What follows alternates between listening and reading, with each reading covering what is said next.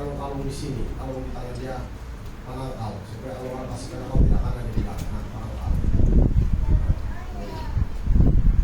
Jadi saya sudah kasih itu siapa pakai itu penangkalnya. Ya penangkal kalau dia akan Tuhan Yesus jadi penangkal. Amin. Oke, malam ini firman Tuhan unik saja. Tidak boleh panjang-panjang dalam operasi ini, so.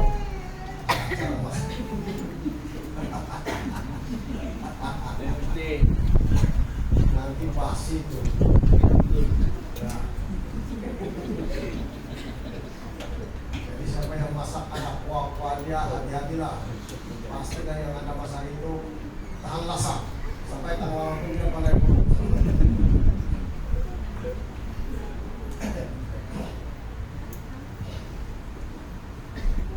Semalam dulu hari dulu saya tanya pada hari persaudaraan, saya bilang saya tidak salah itu kalau saya sama ayo tidak jadi pulang kan, betul dia bertakut tidak jadi, kalau itu tidak jadi ya,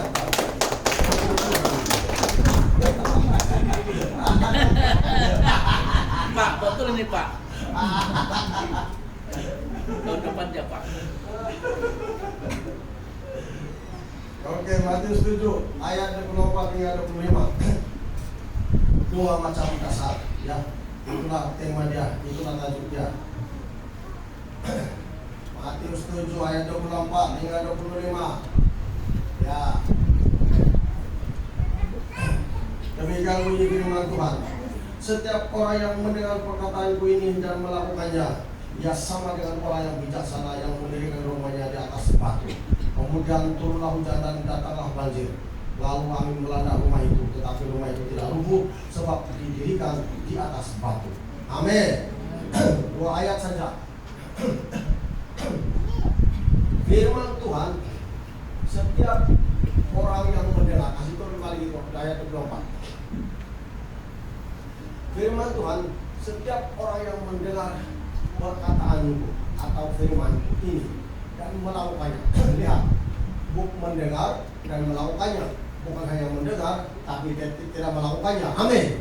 Tapi Tuhan bilang mendengar firman Tuhan tapi melakukan atau buat firman Tuhan yang kita dengar, firman Tuhan yang kita tahu, yang kita sudah dengar daripada firman Tuhan, daripada hamba-hamba Tuhan yang memberitakan kepada kita. Jangan hanya dengar tapi lakukan. Nah, Tuhan bilang setiap orang yang mendengar perkataanku ini dan melakukannya, ia sama dengan orang yang bijaksana yang mendirikan rumahnya di atas batu. Dia bilang sama dengan orang yang bijaksana yang mendirikan rumahnya di atas batu. Sebab dia apa? Mendengar dan melakukan.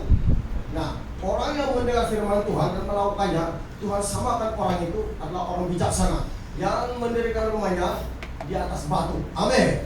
Di atas batu. Kemudian turunlah hujan dan datanglah banjir, lalu angin melanda rumah itu, tetapi rumah itu tidak rubuh sebab didirikan di atas batu.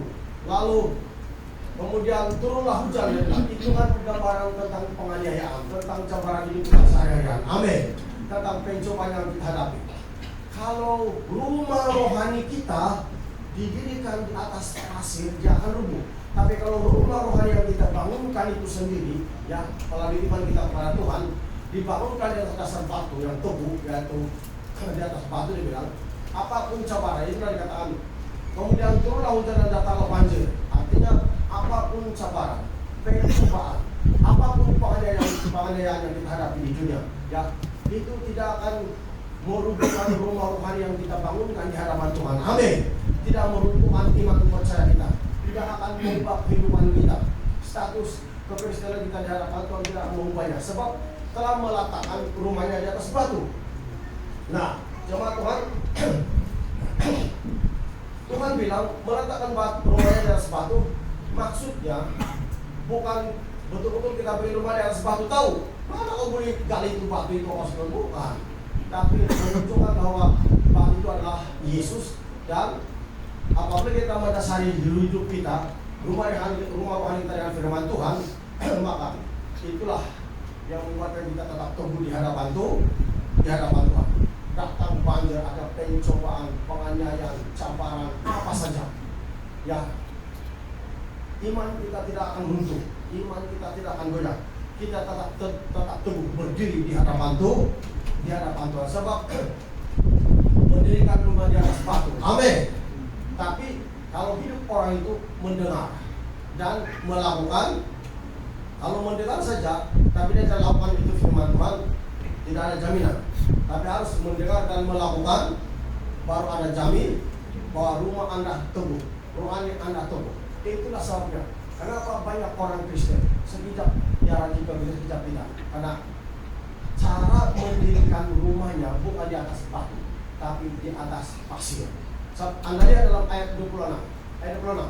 Tetapi setiap orang yang mendengar perkataanku ini dan tidak melakukannya, ia sama dengan orang yang bodoh yang mendirikan rumahnya di atas pasir. Kemudian turunlah hujan dan datanglah banjir. Lalu angin melanda rumah itu sehingga rubuhlah rumah itu dan hebatlah kerusakannya. Amin. Nah, orang Kristen yang membangun rumah rohaninya di atas pasir, artinya tidak didasari dengan firman Tuhan, macam begitulah kehidupannya.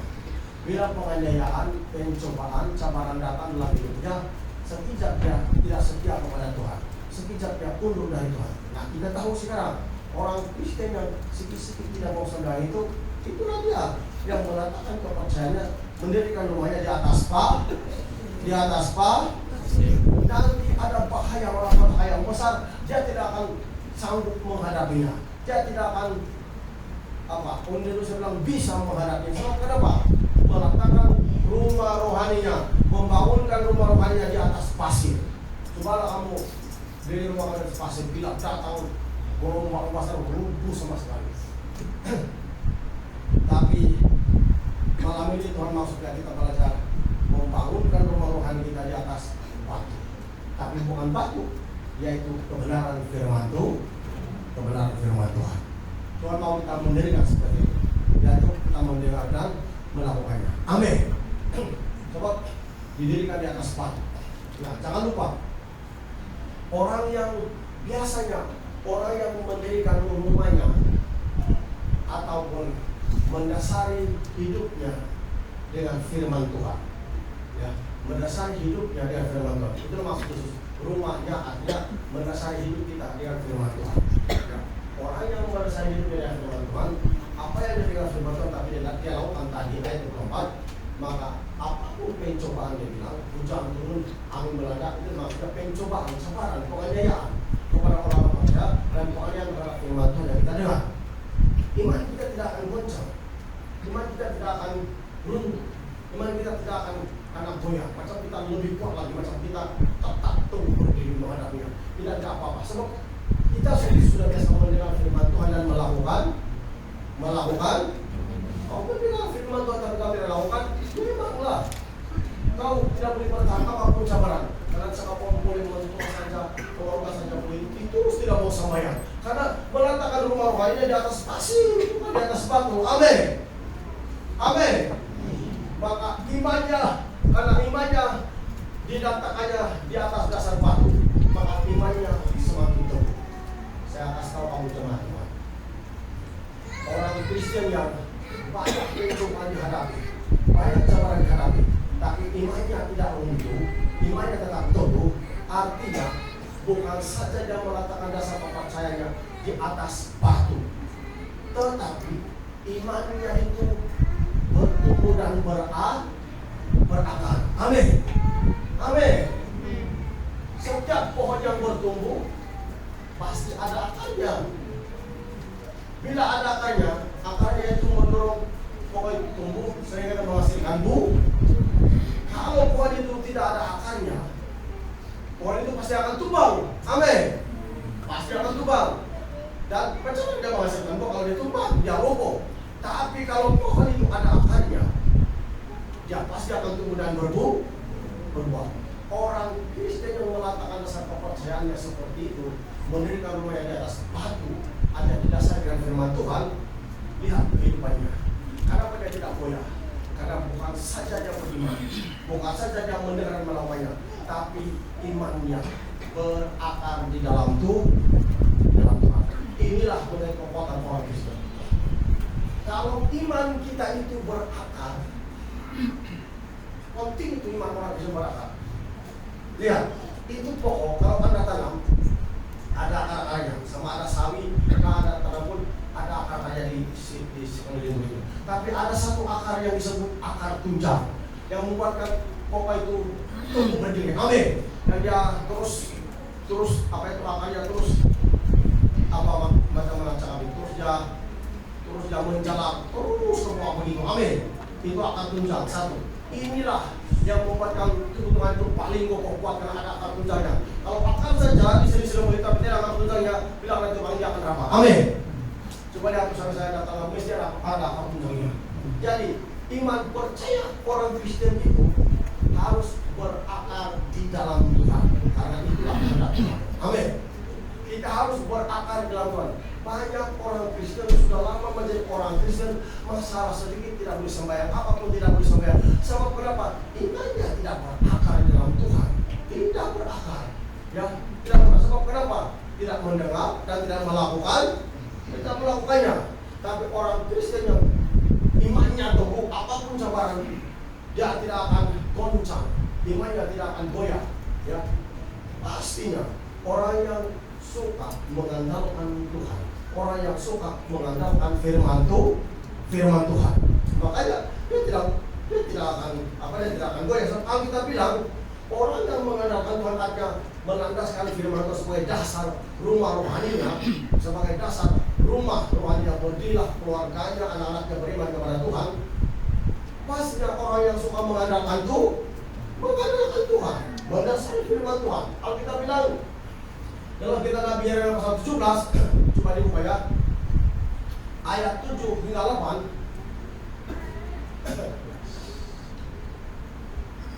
Diberkatilah orang yang mengandalkan Tuhan, yang menaruh harapannya pada Tuhan. Mengandalkan Tuhan sama dengan mendirikan rumahnya di atas batu karang kan Yesus. Amin. Jadi mengandalkan firman Tuhan. Jadi orang yang mengandalkan begitu, apa bilang Matius 1 ayat 24? Datang banjir melanda angin, dia tidak akan tetap terus didirikan di atas batu. Maka itu gambaran dari kehidupan orang Kristen yang suka mengandalkan Tuhan, tidak mengandalkan kekuatan diri sendiri. Sebab kalau Anda baca dari ayat 5 dan 6, Anda akan melihat bahwa orang yang mengandalkan dia tertutup orang. Jadi seperti orang yang mendirikan rumahnya di atas pasir. Amin. Tertutup, tidak ada kekuatan sama sekali. Tapi pada ayat ini, ayat itu sudah bilang, diberkatilah orang yang mengandalkan Tuhan, yang menaruh harapannya pada Tuhan. Dia akan seperti pohon yang ditanam di tepi air, yang merapatkan akar-akarnya ke tepi batang air. Dan yang tidak mengalami datangnya panas terik, yang daunnya tetap hijau, yang tidak khawatir dalam tahun yang kering, dan yang tidak berhenti menghasilkan buah. Amin. Itulah dia. Apa sebab? Coba ayat apa tadi? Turun balik. Ia akan seperti pohon yang ditanam di tepi air, yaitu orang yang mengandalkan Tuhan. Orang yang mengandalkan Tuhan, hanya orang yang mendirikan rumahnya di atas batu, atau mendirikan rumah rohaninya di atas batu, yaitu orang yang mengandalkan Tuhan. Kehidupan orang itu seperti pohon tadi yang ditanam di tepi aliran sungai, yang akar-akarnya merambat ke tepi batang air. Bayangkan, walaupun itu pohon itu ditanam, kalau dia tidak ada akar, macam mana dia bertumbuh seperti itu? Amin, jemaat. Padahal itu akar itu dia akan merambat ke batang air, bukan? Itu yang mengisap air di situ, membuatkan pohon itu subur. Amin, jemaat. Wah, nah lihat. Jadi oleh karena dia mendapat air yang cukup, maka dia bertumbuh. Maka itu pun akan menjadi seperti itu. Dia bilang yang merambatkan akarnya ke tepi batang air dan yang tidak mengalami datangnya panas terik. Dia sebab kenapa? Senantiasa ada air. Yang daunnya tetap hijau, yang tidak khawatir dalam tahun kering, yang tidak khawatir dan yang tidak berhenti menghasilkan buah. Senantiasa ada musim buahnya, tidak mengalami kekeringan. Itu bukan pohon lah yang Tuhan maksudkan sebenarnya. Bikin apa itu pohon? Tapi itu melambang dari kehidupan kita. Amin. Orang-orang percaya bahwa kita akan seperti itu pohon. Kalau kita mengandalkan Tuhan, kita tidak akan mengalami kekeringan rohani. Maksudnya, amin. Kita tidak akan mengalami kekeringan rohani karena kita mengandalkan Tuhan. Kalau kita mengalami kekeringan rohani, kita sering kali banyak lagi nyanyi-nyanyi lagu duniawi, sering kali banyak perkara duniawi, tapi rohani kita kurang. Itu namanya kita mengalami kekeringan rohani. Orang yang tidak mengalami kekeringan rohani senantiasa sedang mendambakan hal-hal yang rohani, hal-hal yang kudus yang datang daripada Tuhan. Amin. Maka hidupnya senantiasa apa dia bilang? Tidak khawatir dalam tahun kering, dan yang tidak berhenti menghasilkan buah-buah pertobatannya senantiasa ada penghasilan dalam hidupnya. Orang lihat antara minggu demi minggu, bulan demi bulan, tahun demi tahun, orang lihat perubahan dari wajahnya. Kerinduannya beribadah, kerinduannya mencari Tuhan, bagaimana dia mengasihi Tuhan. Orang lihat perubahan seseorang. Amin. Itu namanya buah-buah pertobatan. Nah, ini berlaku apabila orang belajar mengandalkan Tuh. Kata lain, mendirikan rumah di atas bah. Iya. Nah, itulah sebabnya kenapa banyak orang jemaat Tuhan masalah sedikit tidak boleh sembahyang. Masalah sedikit tidak boleh sembahyang. Demam-demam sedikit tidak boleh sembahyang. Karena itulah itu yang mendirikan rumah rohani di atas bah. Itu masalah sedikit dilarang sekocok sembahyang, kamu begini terus tidak sembahyang. Padahal Tuhan menghendaki kita beribadah kepada Tuhan. Amin. Tidak lagi sembahyang karena mendirikan rumahnya di atas bah. Tapi kalau di atas batu, dia tidak akan goncang apapun.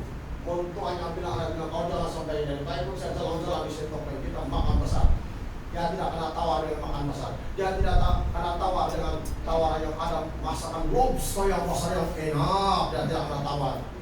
Melainkan tidak, no. Today is Sunday. I must go to church. I'm sorry. Tapi saya tidak punya mutu atau saya tidak punya apa. Walaupun sorry dad, I'm sorry, I'm born again. Amin. Apakah Anda sudah lahir baru? Orang lahir baru saja yang boleh membantah ajakan perkara duniawi. Amin. Memang sadar. Tapi kalau waktu ibadah kalau diajak makan, utamakan Tuhan lah. Kayak apa misalnya macam begini, utamakan Tuhan lah.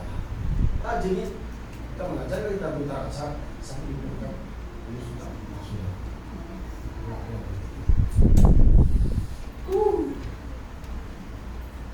Jadi saya itu saya nanti sini saya tak terasa sama ini. Jadi kita harus mendasari kepercayaan kita di atas, mendasari kepercayaan kita dengan firman Tuhan. Saya akan saya rasa sampai ingus. Jadi saya dari bangus dalam masa saya tidak mau. Saya bawa saya bisa beli jumpa dokter. Saya mencoba dokter juga. Soal itu konfeksi saya beli kayak sini bawaan sudah ada hak dan masih. Ada lupa saya beli. Terus, sudah. Ya, ada macam kamu. Dokter saya baru minum kopi ini tadi saya sampaikan. Iya, dia bilang. Ya terfungsi. Saya masih cek lagi sampai soal sakit cinta, selalu saya. Ya tidak sudah. Tidak lama. Ya sudah dia sempat bilang. Kau tidak banyak, kau tidak sakit dia bilang. Ai. Waktu pak dokter sudah ada ini. Tiada dia bilang kau siap. Dia sudah dia bilang. Dalam hati kami saya tidak punya dokter kalau ini. Dan dia buat lagi saya kau punya umur yang mencapai 90 lebih tahun dia bilang, ai dia bilang. Iya, dia cakap lagi begitu. Itu ada dokter bilang, ya dia bilang. Macam si mengalir dia bilang 90 lebih tahun. Hai, dalam hati saya tahu ini dokter berapa orang sudah lupa, 3 orang sudah. Perempuan, parasmi, dokter membuat saya. Saya rasa sakit-sakit, dia bilang, kau tidak sakit, siap punya. Saya bilang, oh tidak dokter, kamu begitu. Saya pulang, saya bilang, saya sihat. Berbakat Tuhan sudah tahu, suruh dokter kasih tahu saya sihat. Nah, ya kan? Jadi tidak salah Anda pergi dokter, pergi saja Anda jumpa. Tapi kalau bilang kalau tidak penyakit, janganlah pergi. Tahan.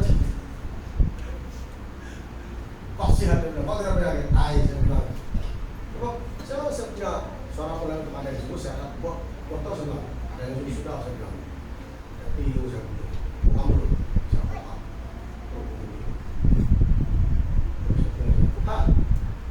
Kau tidak sakit, dia bilang, kau sihat. Waktu itu saya bilang, ya dia bilang, kau bisa saya bilang, saya mau kasih Pak. Kau tidak bayar.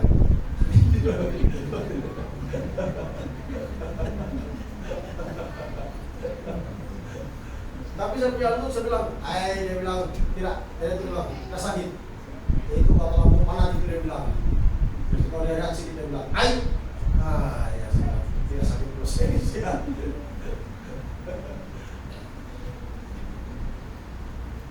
Bila kamu soal lupa saya, lama-lama macam menjadi loh. Lama-lama macam menjadi loh. Hilang setiap apa yang semua karena kamu buat kamu. Kamu suka kalau betul-betul.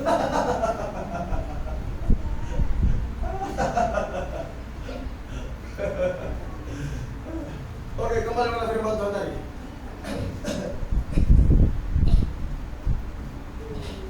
Jadi apa dia bilang?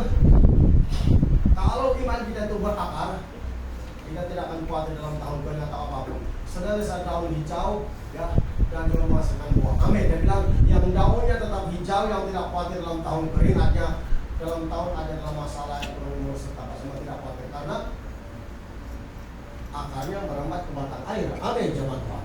Pokoknya seperti itu. Jadi hidup rohani orang Kristen itu seperti itu maksudnya. Hidup rohani orang Kristen. Kalau kita mendasarkan hidup kita dengan firman Tuhan, maka begitulah hidup rohani kita. Kita tidak akan mengalami kekeringan rohani. Senantiasa kita punya kesegaran rohani. Amin. Saya kasih dua itu perempuan tadi petang di sini. Sudah saya kasih dua, saya bilang itu orang ini belum lagi dari sini. Ini saya pikir dia sehat baik. Sudah kalau rasa sama dia. Saya rasa masa suka dia bilang. Kemudian saya ada orang di rumah orang. Nah biasalah kalau orang yang tidak percaya Tuhan ini percaya Tuhan juga tapi tidak percaya betul. Banyaklah yang simpan di rumah yang ingin halau hantu konon. Saya bilang sekarang saya kasih dia sihat. Paling di rumah kalau tidak percaya Tuhan itu saya bilang gara-gara dia punya bapak istri saya itu saya bilang. Jadi hidup kita harus berakar. Betul-betul itu. Kalau mau kita berakar. Lihat itu betul. Kalau mendengar saja, ya harus ada perbuatan untuk melakukannya. Itu orang bijaksana. Dan jangan lupa, setiap orang Kristen yang beriman kepada Tuhan, berdasarkan hidup dari firman Tuhan, pasti ada imannya bertumbuh. Karena imannya berakar. Amin. Imannya berakar. Bila iman orang bisa itu berakar, demikian juga itu perkara-perkara yang jahat akan berakar dalam diri kita. Dan bila Tuhan membebaskan kita dari perbuatan duniawi, dia akan cabut sampai kepada akar-akar. Itulah sama kita bilang dicabut sampai kepada akar-akarnya, supaya kita itu bebas daripada ikatan roh jahat atau dunia. Amin. Jadi Tuhan mau kita berakar. Efesus 3 ayat 17. Efesus 3 ayat 17. Sehingga oleh imanmu Kristus diam di dalam hatimu dan kamu berakar serta berdasar di dalam apa yang bilang berakar? Saya katakan tadi iman kita itu bertumbuh, ada berakar. Lihat itu. Sehingga oleh imanmu Kristus diam di dalam hatimu. Kalau kita tidak ada iman, Yesus tidak akan diam dalam hati kita. Amin. Tapi karena iman kita, Yesus berdiam dalam hati kita. Dan kamu berakar serta berdasar di dalam Nah, artinya iman orang Kristen itu memang berakar. Ibaratkan seperti pohon tadi. Amin. Berakar. Dan jangan lupa, kalau pohon kayak ini berakar, bukan dia akar di sini-sini saja, tapi ada satu akar yang disebut akar tunjang. Itu yang paling dalam begitu, menjalar paling di dalam. Dan itulah yang membuatkan pohon itu kokoh. Di tiup angin pun ada akar tunjang. Ya. Jadi Tuhan menghendaki kita supaya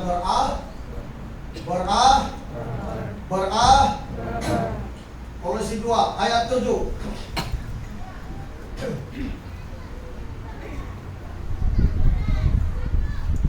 Hendaklah kamu berakar di dalam Dia dan dibangun di atas Dia.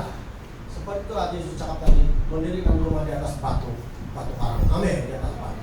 Itu adalah hendaklah kamu berakar di dalam Dia, di dalam Tuhan, dan dibangun di atas hendaklah kamu bertambah teguh dalam iman yang telah diajarkan kepadamu, dan hendaklah hatimu melimpah dengan dua ayat Tuhan menyuruh kita berakar.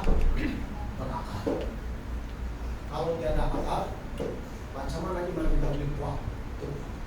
Seperti pohon tadi, kalau ada akar yang merambat, boleh sampai pokok dan pokok itu menjadi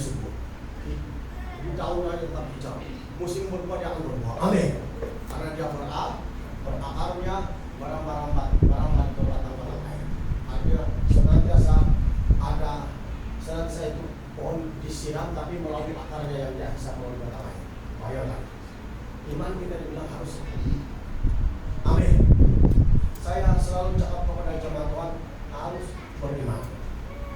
Saya cakap sekali lagi seperti pada hari Minggu yang pertama itu harus beriman. Karena jemaat Tuhan semua. Kalau kita tidak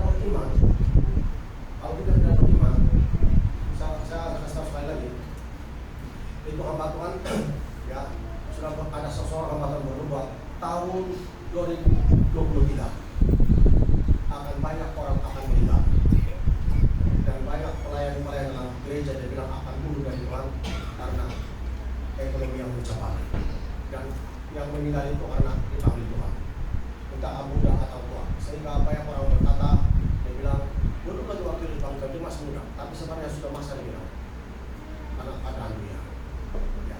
Sebab itulah dia bilang orang Kristen itu harus lebih bersungguh lagi daripada sebelumnya. Amin. Itu akan berubah seperti itu. Jemaat Tuhan, kita tidak tahu apa yang berlaku di dunia tahun 2023. Tapi saya mau sudah seluruh jemaat Tuhan untuk belajarlah sembahyang. Rajin-rajin masuk gereja. Jangan malas-malas berdoa. Amin. Jangan malas berdoa. Biar iman kita itu dibangun di atas dasar yang tinggi. Biar iman kita itu berakar. Jangan tidak berakar. Sebab akar itu membuatkan kita kuat, kita tumbuh. Membuatkan kita kuat, tumbuh. Tanpa akar mudah saja dilakukan. Tapi bila ada akar, kita kuat, kita tumbuh. Amin. Jadi Tuhan mau sudah bukan saja kita bertumbuh, berbuah, tapi berakar. Macam mana pula orang bertumbuh, berbuah kalau tidak akarnya. Amin. Jadi akar itu penting. Itulah sabda Tuhan bilang, apapun apa yang tidak ditanam oleh Bapakku di surga, Alkitab bilang akan dicampur dengan akar-akarnya. Akan dicampur dengan akar-akar. Itulah sabda. Setiap kali orang itu ada pelepasan, mendoakan, harus betul-betul itu orang itu menyerahkan hidupnya kepada Tuhan, sehingga semua akar kejahatan dalam dirinya, semua akar pekerjaan dalam dirinya keluar betul-betul dicabut betul-betul. Amin. Karena bila Tuhan membebaskan orang, semua akar kejahatan itu lenyap sama sekali dalam dirinya. Coba cabut.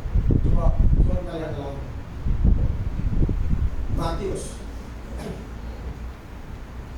pasal 15 ayat 13. Matius ayat 15. Jawab Yesus, setiap tanaman yang tidak ditanam oleh Bapakku yang di surga akan dicampur dengan akar-akarnya. Jadi waktu saya merenung, lihat semua kejahatan dalam hidup kita itu Yesus tidak hanya buang separuh saja, tapi sampai ke akar-akarnya akan dicampur semua. Amin.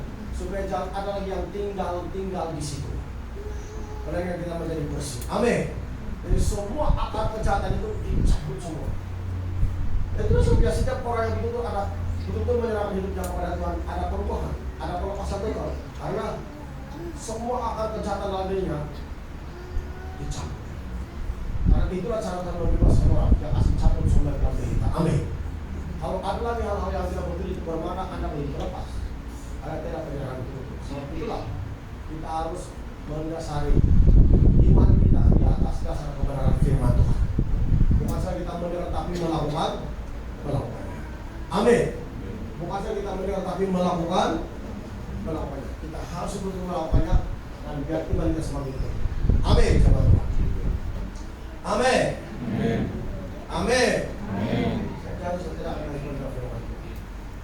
Tapi coba kita masuk ke hadirat Tuhan. Coba nyanyi pujian yang terakhir.